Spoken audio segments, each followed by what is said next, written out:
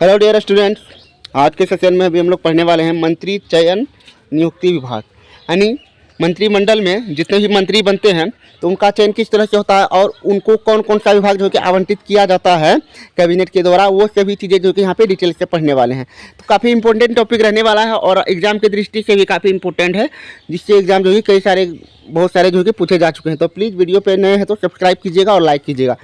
And चलिए video को शुरू करते हैं। मंत्री चयन नियुक्ति विभाग क्या है, इसके बारे में। मंत्रियों का चयन एवं मंत्रियों के विभागों का बंटवारा तथा विभागों में फेरबदल प्रधानमंत्री करते हैं ना। तो यहाँ पे ये जो सबसे मुख्य काम करते हैं कौन करते हैं, प्रधानमंत्री करते हैं। अब आगे देखें, मंत्रियों की नियुक्ति अनुच्छेद 75 भाग 1 के अनुसार पीएम के सलाह पर राष्ट्रपति द्वारा की जाती है ना। पीएम के सलाह पर राष्ट्रपति द्वारा जो है की जाती है। अब इसमें देखें मंत्रियों की योग्यता, सबसे पहला बात योग्यता। अनुच्छेद 75 भाग 5 में संसद के किसी भी सदन का सदस्य अर्थात लोकसभा या राज्यसभा है ना, यदि किसी भी सदन का सदस्य नहीं हो तो 6 माह तक मंत्री रह सकता है। ये इंपॉर्टेंट टॉपिक एग्जाम में पूछा जा चुका है। एंड मंत्रियों का कार्यकाल, अब यहाँ पे देखें योग्यता। अब कार्यकाल देखें अनुच्छेद 75 भाग 2, राष्ट्रपति के पश्चात पर्यंत किसी भी मंत्री का कार्यकाल व्यवहार में प्रधानमंत्री का उसके बीच संबंधों पर निर्भर करता है ना। ये प्रधानमंत्री के संबंधों पर निर्भर करता है। उसके बाद अगर देखें अनुच्छेद मंत्रियों का शपथ का बात कर रहा था, अनुच्छेद 75(4) मंत्रियों को राष्ट्रपति शपथ दिलाते हैं। मंत्री पद और गोपनीयता की 2 अलग अलग शपथ दिलाते हैं। जिस तरह से प्रधानमंत्री को भी 2 शपथ अलग अलग, एक गोपनीयता की और एक मंत्री पद का दिलाता है, उसी तरह से। अब देखें मंत्रियों के वेतन भत्ते। मंत्रियों के वेतन भत्ते की बात करें अनुच्छेद 75(4) यहाँ पे आएगा भाग। संसद के सदस्य के बराबर, यानी कि एक एमपी को जितना मिलता है उतना ही जो कि एक मिनिस्टर को भी मिलता है। चिकित्सा अलग से, आवास अलग से, भत्ता अलग से, ये सारी चीज़ें जो कि यहाँ पे अलाउड रहती हैं। अब उसके बाद देखें मंत्री परिषद का आकार या अधिकतम संख्या। अनुच्छेद 75(1) को अब क्या कह रहा है, पीएम को शामिल करके लोकसभा की कुल सदस्य संख्या का अधिकतम 15%। 91वां संविधान संशोधन 2003 है ना, ये जो इसमें कह रहा है। मंत्रिपरिषद का सामूहिक उत्तरदायित्व है ना।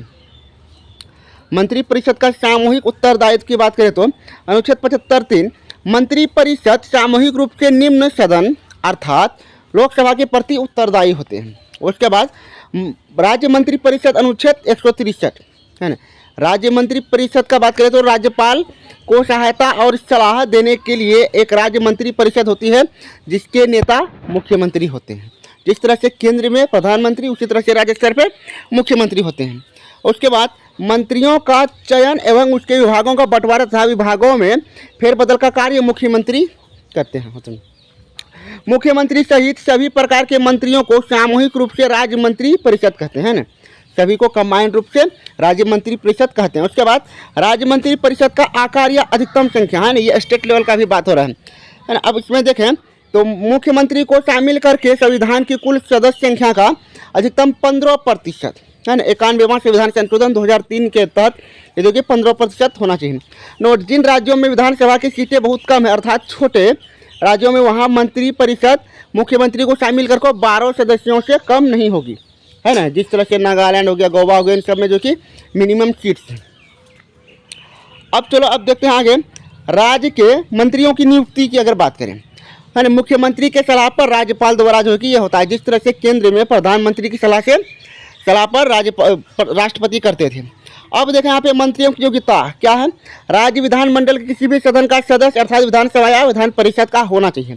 यदि किसी भी सदन का सदस्य नहीं तो 6 माह तक मंत्री रह सकता है। और उसके बाद देखें मंत्रियों का कार्यकाल है ना, राज्यपाल के पश्चात पर्यंत कोई भी मंत्री अपने पद पर तब तक बना रहता है जब तक मंत्री परिषद का सदस्य है।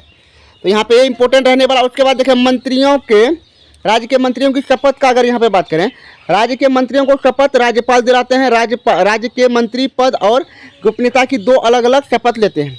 राज्य के मंत्रियों का वेतन का अगर बात करें तो राज्य विधानमंडल के सदस्य के बराबर भत्ता अलग से यहाँ पे जो कि इनको मिलने वाला होता है। और बात करें राज्य मंत्री परिषद का सामूहिक उत्तरदायित्व क्या है। राज्य मंत्री परिषद सामूहिक रूप से विधानसभा अर्थात निम्न सदन के प्रति उत्तरदायी होते हैं। तो ये सारे जो है कि यहाँ पे इसमें डिटेल डिस्कशन था।